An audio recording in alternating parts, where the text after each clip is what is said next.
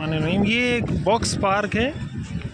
यहाँ पे कमाल ये कि इन्होंने सारी दुकानें, ऑफिसेज, रेस्टोरेंट्स और ईच एंड एवरीथिंग, सारी चीज़ें यहाँ कंटेनर से बनाई हुई हैं।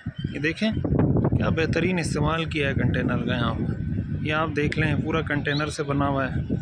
होटल है पूरा, पब्लिक मौजूद है इसमें। तो ये सामने आप देख लें येलो कलर का, ये देख लें।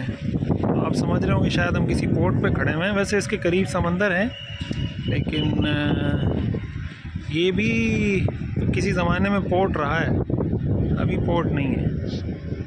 तो ये आप देखें, हमारे यहाँ कंटेनर धरनों के लिए और जलसों के लिए इस्तेमाल होते हैं। अच्छी बात है, जलसे करें, धरने दें, लेकिन मुल्क के लिए भी हमें कुछ करना चाहिए। तो कंटेनर का मुस्बत इस्तेमाल भी सीखें, सिर्फ जलसे, जुलूस और धरने और इन कामों के लिए नहीं। देखें कैसी खूबसूरत खूबसूरत इन्होंने इमारतें बनाई हुई हैं कंटेनर्स में। कतर में हैं हम, ये कतर से मैं वीडियो बना रहा हूँ भाई, दोहा में।